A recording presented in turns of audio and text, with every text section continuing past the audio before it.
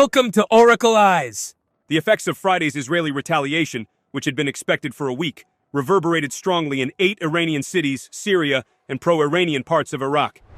Tehran, however, downplayed the Israeli attack and said it had no plans to retaliate. Iran's stance appeared to be a seemingly measured response to prevent a region-wide war, but in fact the situation was very different. The purpose of the Israeli attacks on Friday morning and Friday dawn was to show Iran that Israel could paralyze Israel's defenses. Now let me draw your attention to the fact that on Friday morning at around 2 a.m. local time, the Iranian Foreign Ministry issued a stern warning that they would not tolerate the slightest Israeli attack and would strike Israel directly in retaliation. Just 2 hours later, Israel responded sharply with simultaneous attacks on several parts of Iran, Syria, and Iraq. Iranian President Ibrahim Raisi had warned Israel before Friday's attack that Tehran would respond harshly to any attack on its territory. So how did Iran have to backtrack on its promise to retaliate against any Israeli attack? Now, with the hot developments in the Middle East in the last 48 hours, we will examine Iran's backtracking against Israel after Russia's warnings. Although Iran seems to have downplayed the attack, the psychological impact of the Israeli strikes on the Iranian military and leadership has been profound. The Iranian Foreign Ministry met with Turkey and Russia immediately after the Israeli attacks. Iran's urgent talks did not yield the results Iran wanted. While Israel's multifaceted attacks against Iranian proxies are still continuing, Iran's backing down and not taking any counteraction after Russia's warnings drew particular attention. In statements on the Israeli-Iranian conflict, Russia almost put pressure on Iran by stating that the situation should not increase following Israel's reprisal. Russian Foreign Minister Sergei Lavrov commented on the tensions between Israel and Iran. Lavrov, there were phone calls between Russian and Iranian authorities, as well as our representatives and Israelis. Following rumors that Israel has started retaliatory strikes on Iran, Russian Foreign Minister Sergei Lavrov stated that Tehran does not want tensions to escalate. There were telephone contacts between Russian and Iranian leaders, as well as between our people and Israelis. During these meetings, we made it plain to the Israelis that Iran did not wish to increase hostilities. Lavrov highlighted that the retaliatory strike started with Israel's attack on Damascus. They seek to blame Iran for an attack using, among other things, nuclear weapons, which it does not have, according to Lavrov, who also stated that the International Atomic Energy Agency has confirmed Iran's lack of nuclear weapons. However, considering the magnitude of the attack, Russia's message to Iran was not to respond. Following talks with Russia, Tehran stated that it has no plans to respond. Lavrov's words demonstrate that Russia had a part in Iran's downplaying of the strikes. Following last week's Iranian attack, Russian President Vladimir Putin stated unequivocally that he wished caution on all sides, but that Russia would support Iran if the United States participated in the crisis.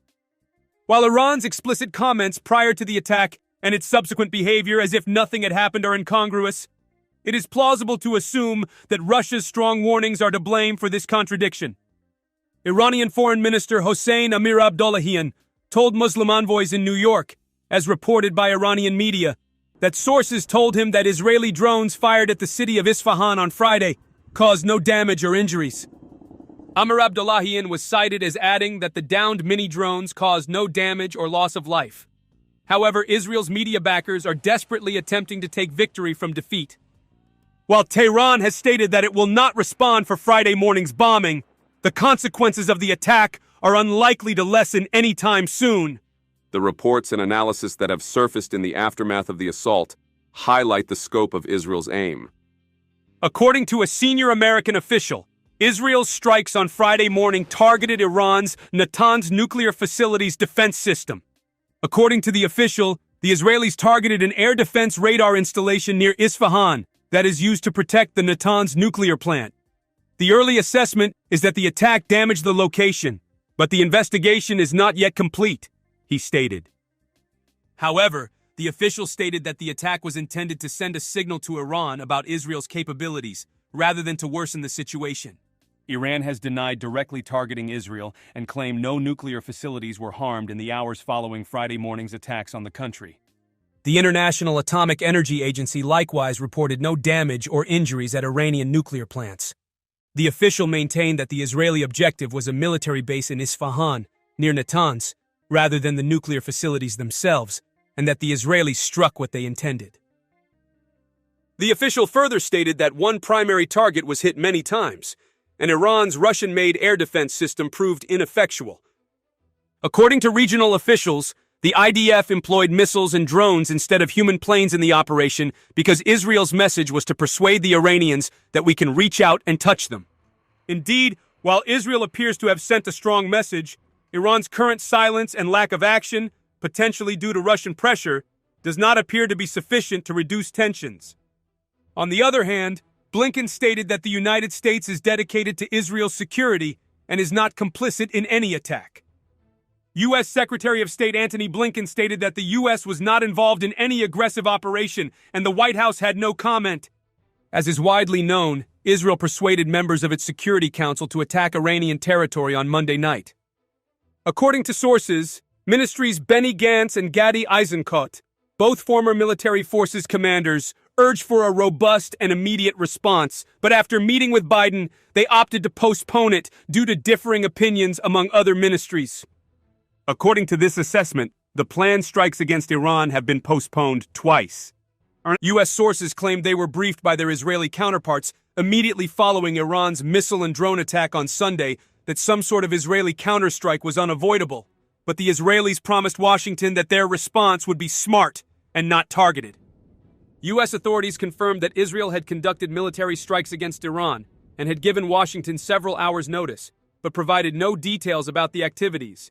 It was unclear whether Friday night's assault involved only drones, whether any explosives reached targets or were intercepted, and where the strike originated.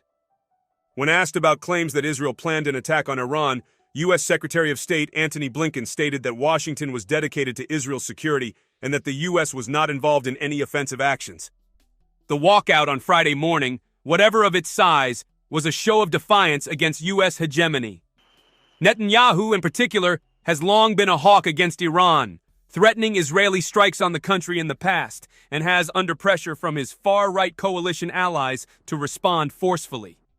Because the extent of retribution has been so restricted, Israel's far-right national security minister, Itamar Ben-Gvir, has blasted the response as inadequate. Speaking to reporters following the G7 meeting in Italy, Blinken stated, "I'm not going to discuss these reported occurrences. The only thing I can tell is that our primary goal, as well as that of all G7 members, is to de-escalate." Blinken also urged Israel to quickly implement its humanitarian pledges, stating that while some significant efforts have been taken, longer-term outcomes are required.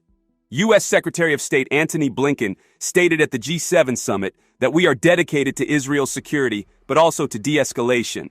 The G7 and the European Commission have both called for the simmering crisis to be de-escalated. UN Secretary General Antonio Guterres said it was high time to stop the dangerous cycle of retaliation in the Middle East in his intervention. The tit-for-tat attacks broke the taboo on direct attacks on each other's land, but Tehran has no immediate plans to respond.